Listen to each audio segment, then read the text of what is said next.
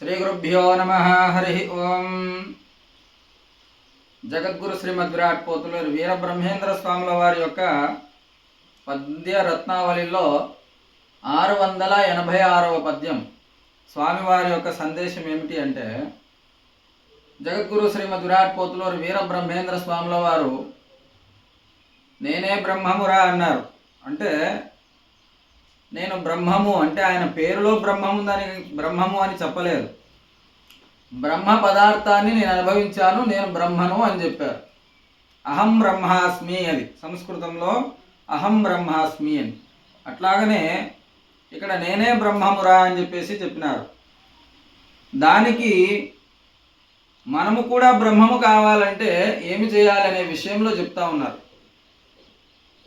ఆ బ్రహ్మము మనమంతా కూడా బ్రహ్మ పదార్థంగా తయారు కావాలి అంటే ఏం చేయాలో స్వాముల వారి పద్యంలో చెప్తా ఉన్నారు. బ్రహ్మమనగనేమి బ్రహ్మ శబ్దార్థము, బ్రహ్మమనగనేమి బ్రహ్మ శబ్దార్థము, బ్రహ్మమనగనేమి బ్రహ్మ శబ్దార్థము, దేని గుణము వలన తెలియవచ్చు, దేని గుణము వలన తెలియవచ్చు. నన్న ప్రశ్నముదయమంద నీవౌదువు, కాళికాంబ హంస కాళికాంబ. బ్రహ్మ శబ్దార్థము అంటే బ్రహ్మం అంటే ఏందని తెలుసుకునే ప్రయత్నంలో నువ్వు చెయ్యి. అసలు ఆ బ్రహ్మ పదార్థం ఏంటి? అందరూ బ్రహ్మము బ్రహ్మం బ్రహ్మం పరబ్రహ్మము అంటున్నారు. ఆ బ్రహ్మము నువ్వు తెలుసుకునేటువంటి ప్రయత్నం నువ్వు చెయ్యు.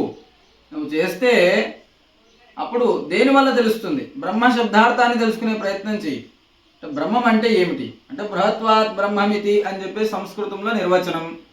మరి ఆ బృహత్వ వ్యాప్తి కలిగినటువంటి విషయం ఏమిటి అనేటటువంటి దాన్ని నువ్వు తెలుసుకోవాలి. దేని గుణము వలన తెలియవచ్చు, దేని గుణం వల్ల తెలుస్తుంది అంటే అదేమన్నా రూపమైనటువంటి వస్తువు అంటే కాదు, అంటే గుణంతో తెలుసుకోవాల్సినటువంటిది. కాబట్టి ఏ గుణం ద్వారా తెలుస్తుంది? దేని గుణము వలన తెలియవచ్చు. నన్న ప్రశ్నముదయమంద నీవౌదు, నన్న ప్రశ్నముదయమంద నీవౌదు. నీకు మొదట ఆ ప్రశ్న రావాలి.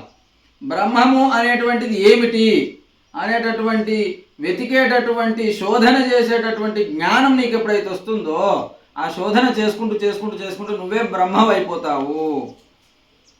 కాబట్టి జ్ఞానాత్ కైవల్యమాప్నోతి, జ్ఞానము వల్ల కైవల్య సిద్ధి పొందుతుంది అని చెప్పేసి కదా శాస్త్రం చెప్తుంది. కాబట్టి ఆ జ్ఞానము నువ్వు పొందితే చాలు, నువ్వే బ్రహ్మవైపోతావు అని చెప్పేసి వీరబ్రహ్మేంద్ర స్వాముల వారు స్పష్టంగా చెప్తా ఉన్నారు. కాబట్టి పరిశోధనాత్మక హృదయము, పరిశోధనాత్మక మనస్సు, మనకు ఆలోచన అనేటువంటి మనకు ఉండాలి. బుద్ధి ఆ విధంగా మన బుద్ధి ప్రయత్నం చేయాలి. చేస్తే మనం ఖచ్చితంగా ఆ బ్రహ్మ పదార్థాన్ని మనం తెలుసుకునేటువంటి ప్రయత్నం చేస్తాము. తద్వారా మనమే బ్రహ్మం అయిపోతాం.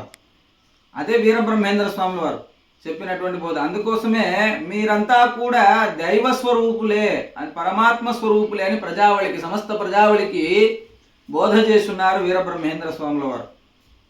ప్రతి ఒక్కరి లోపల పరమాత్మ నిండి ఉన్నాడు. పరమాత్మ చేత మీరంతా జీవిస్తూ ఉన్నారు.